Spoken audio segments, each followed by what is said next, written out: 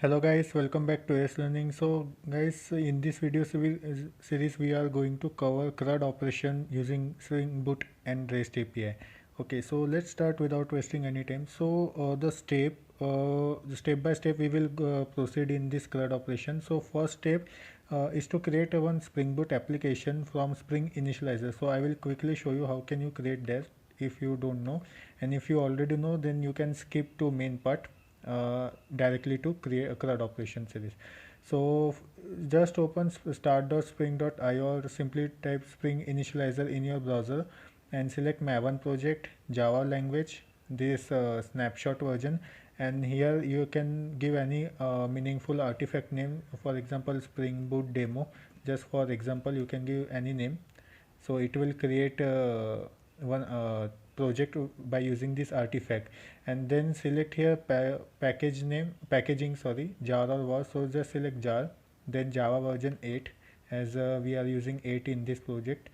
And then once this done, then click on this add dependency option and just select for now web, that is Spring Web, and then JPA, because we will be dealing with the database connection, so JPA will be needed. And later on you can add dependency by just giving that dependency name in pom.xml. So once you're done with this, create on this generate, so it will download your project in zip format. Okay, so once you unzip it and open it in Spring Boot, you will get to see a structure like this.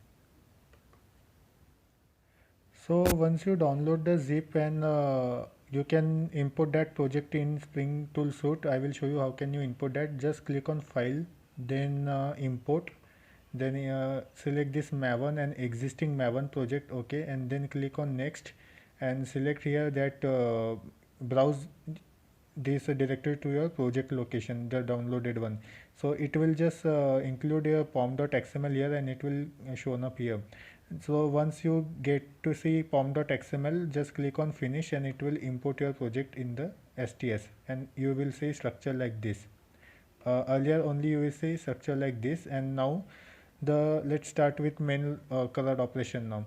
So for this you have to create folder structure like this. Okay, you have to create one controller package, entity package, exception, repository, service IMPL. So this is how your structure should be for creating CRUD API using REST, CRUD operation using REST API.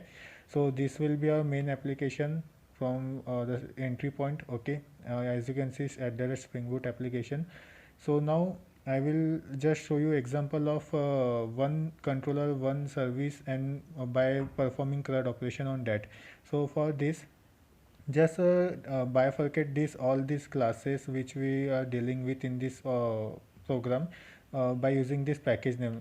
So controller, entity, exception we will cover after this CRUD operation in later videos, but in this video we will cover only basic CRUD, that is create, read, update, delete. Okay, so repository, service, and service IMPL to implement the service created in this service folder. So I will show you the example first of entity. So this is our entity, that is user.java. So just write the main main annotations of creating the table by using this entity. So we have two annotation, that is at the rate entity to mark this class as entity, and one annotation is at the table. So it, when we run this application, it will create the table by using this class name, that is the table name will be user. And we are just providing them primary key, like user ID will be a primary key, so we have to just mention the ID here. Okay, so these are just the basic of JPA annotations, and we are generating this value, that is user ID, automatically on every insert, every record insert. So we have to mention the generation strategy as generation type dot auto, and these are some common field: username, age, gender, and this will be stored as column. So we are just annotating it with column, and then just getter and setter. So this is our Pojo, that is entity class. Now we will see user controller. Okay, so in this we will go one by one. What is post? Because for example, let me show you. One minute, I will just run this application once, and when we initially run this application and see the records in database, it will show as empty, because as we have just started the application, there are no record present. Okay, so once this application gets run, let us wait. Okay, it is running now. And when you will see the application has started, Tomcat has started a message, something like that. So that means your application has been started successfully. As you can see here, Tomcat started on port 880. Now if we see our request mapping first, okay, I will just show you, I will show you the reason why we are not seeing gate mapping first, because if we like hit this URL first, okay, control C, get, what we can say, get all user info. Okay, sorry, yeah, this one only. So if we see, it will return empty JSON object, because right now there is no record. So let me show you first post mapping. Okay, so post mapping will be this one, only this much logic you have to write. So let me explain you. Okay, I will just expand it little bit. So in post mapping, what we do, we are just inserting the record in database. So we will get the one object, that is entity which we have created earlier. So we will get object of that entity, and we use that object as request body, because we are getting request with body of this entity. So this is annotation we use in argument, like parameter at the request body, and just passing that user object. And this is any, like any name you can give to function. I have just written add user, and this is main, because the return type should be response entity. Why? You can also pass user normally, but writing response entity is a good practice, because when we return the response after the method has performed its execution, so we will also send HTTP status along with it. So it will help us to identify and monitor whether the HTTP status is created or failed or okay, and whatever it may be. So if we have a successful implementation of above this three line, before this response entity, so we will just pass that response entity along with the user which we have created, and HTTP status equal to created. So now understand, the main function starts now. Okay, so we have to pass the user, we have to just save the user object. So what we are doing, we are just creating service. So let's understand the flow first. First request will come to controller. So controller, we will map the post request. Okay, then it will call service, and this service we have auto add in this controller upper side. Okay, and this user service we have defined here. This is interface, so we will just implement this user service in user service IMPL, and as I have shown you earlier, we will create package like this: user service, service and service IMPL. Okay, so this will contain the method, and the implementation of this method will be in this class user IMPL.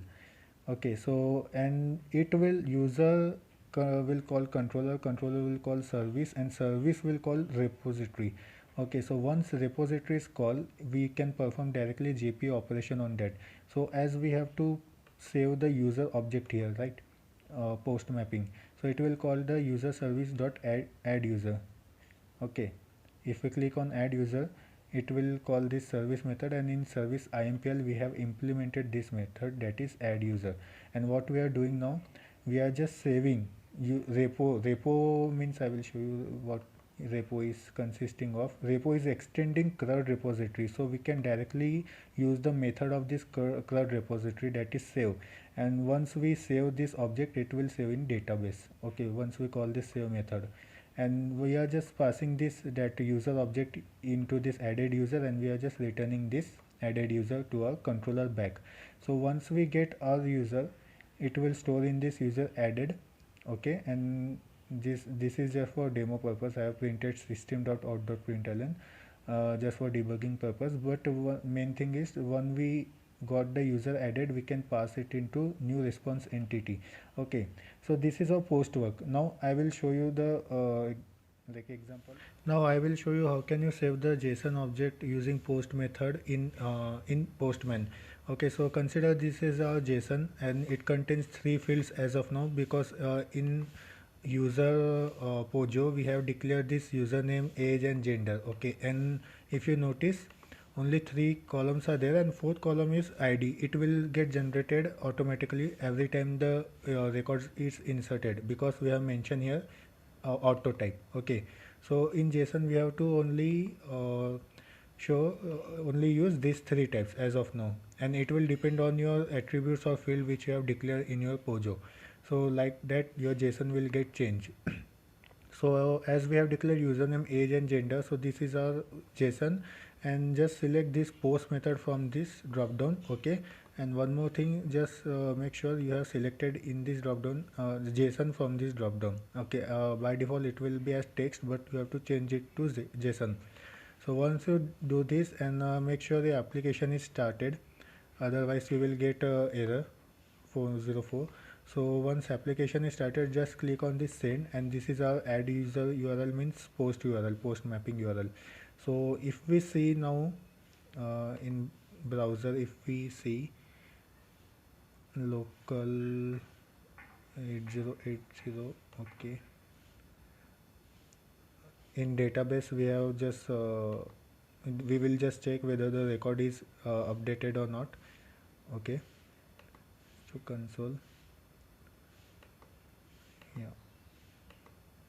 so it will create one table with name user, as I told you, because we have mentioned at the table annotation, and just run this query.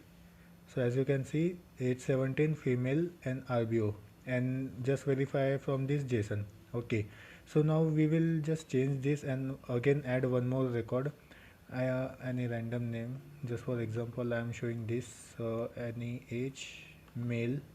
Okay, so now it will save this record and the user ID will be 2, because it is auto generating. So now just hit the send button. Okay, and refresh this database. So as you can see, it has inserted that newly JSON object. So this is how post works in REST API. So if you have any doubt related to post mapping, let me know in comment section. Now we will see get mapping.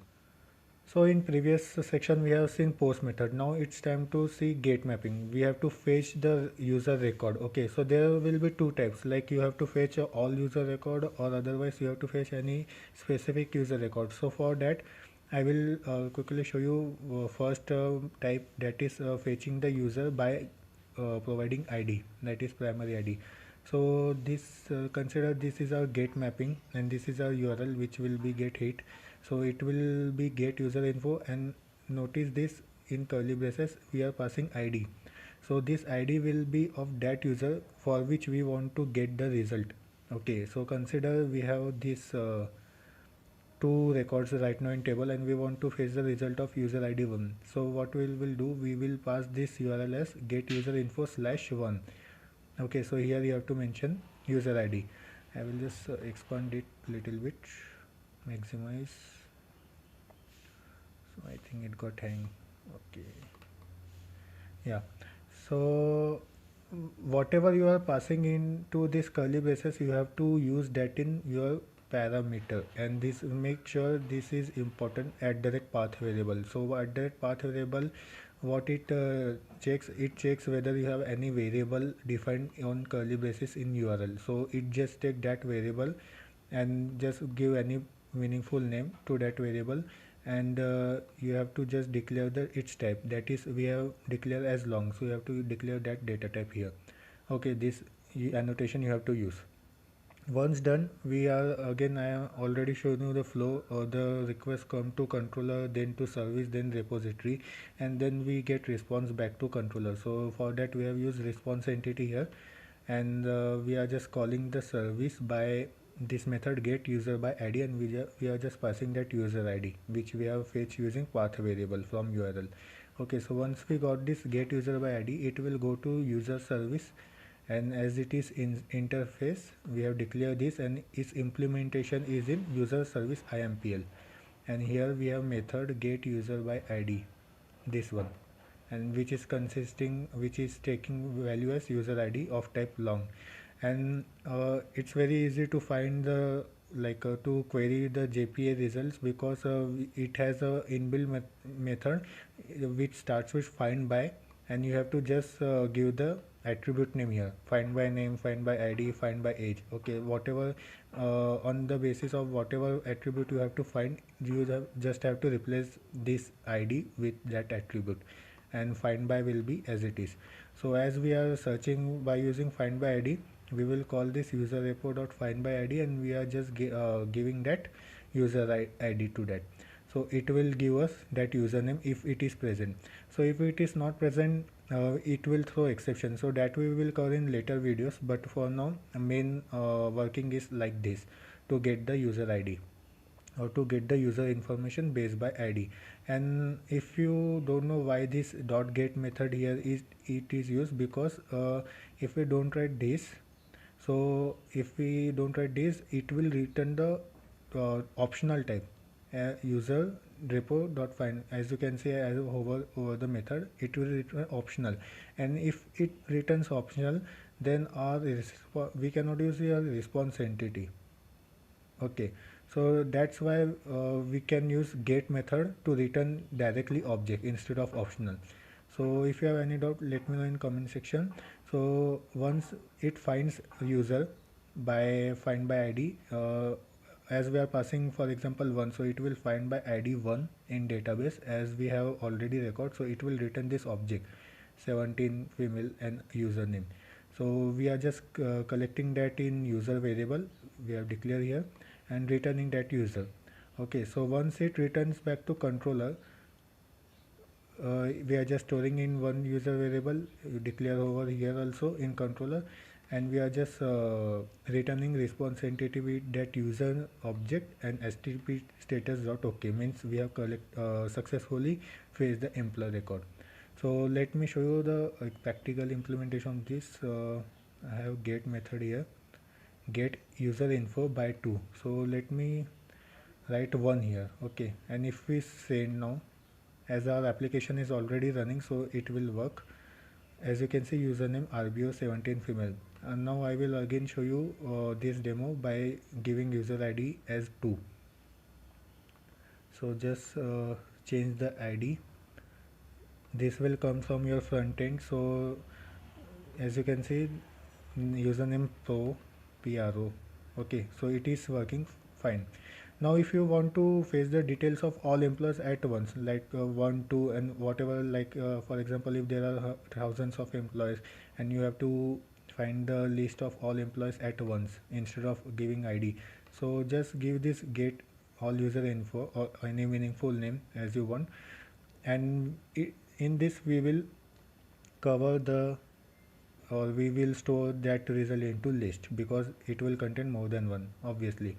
So get all user information, and it will call this method, as you all know, service, and then service will be implemented by this, as it is returning list. So I have declared here as list, and you, for finding all user or fetching all result at once, you have this method find all. So for finding by particular id, use find by id, and for fetching all users, find all. So these are simple method you can just learn or practice by use JPA. Okay, so user repo dot find all will fetch all the records which are in table, user table, and will send this to all users in the list format. And once we done, we are just passing that http status as okay and all users to our response entity. So now as we have this get all users info, I will show you the practical implementation of this also. This is our get. Okay, so it will send a response in JSON format. So if we click send, so as you can see, as there are two records, so it has two object, JSON object, username RBO pro.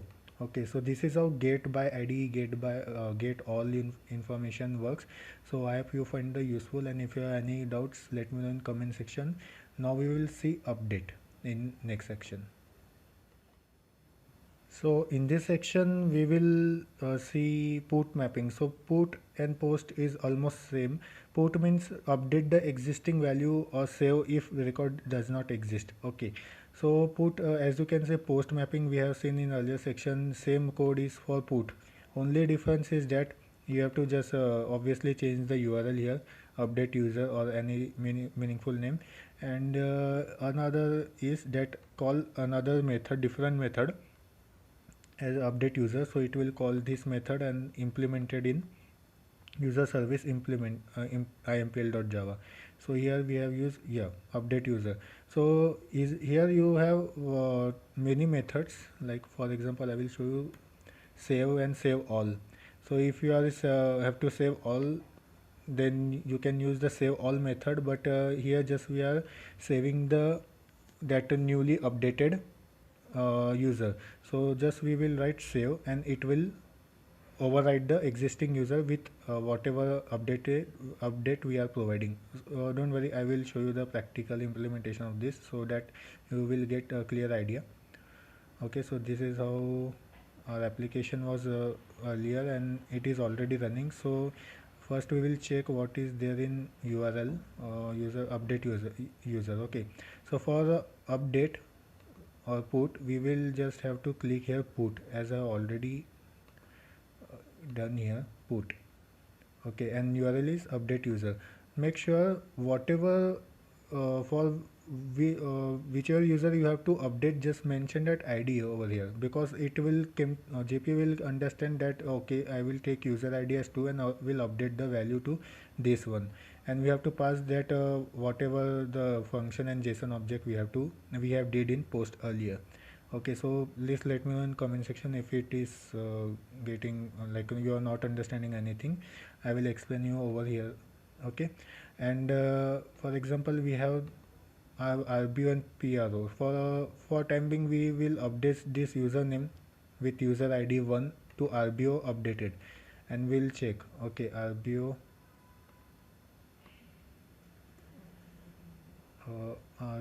updated, just to verify whether our put of mapping is working fine or not. RBO updated, and the user ID of this RBO was 1.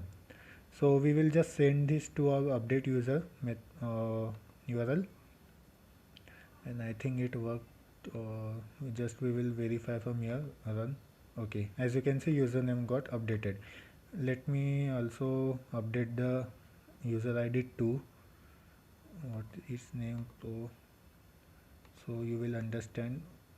We have to just mention the primary ID or user ID to verify its to verify the current user. Okay, so we will just update its username pro and age to 27 to 29 suppose, and just send. So now we will check in database. So as you can see, 29 is age is updated and pro updated. So this is how put mapping works. So let me know if you have any doubts in put mapping. I will answer those in comment section. Now we will see delete mapping in next section.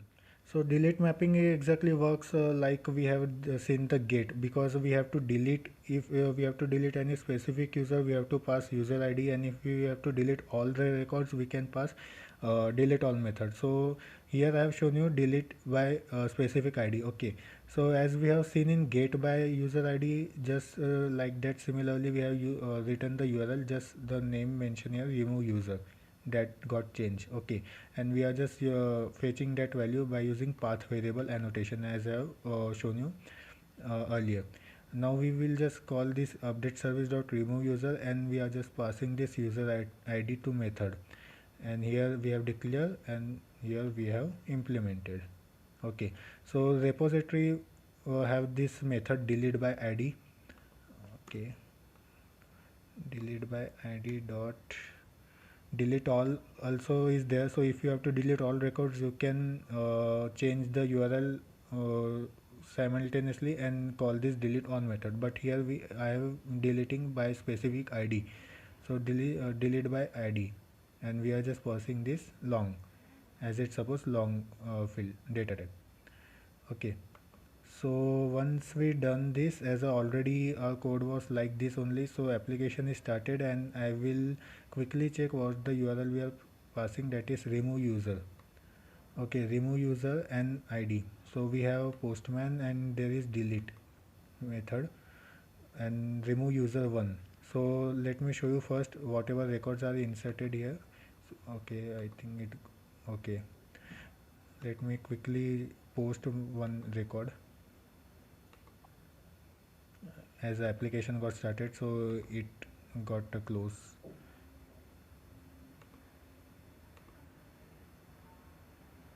Okay, user and one more record.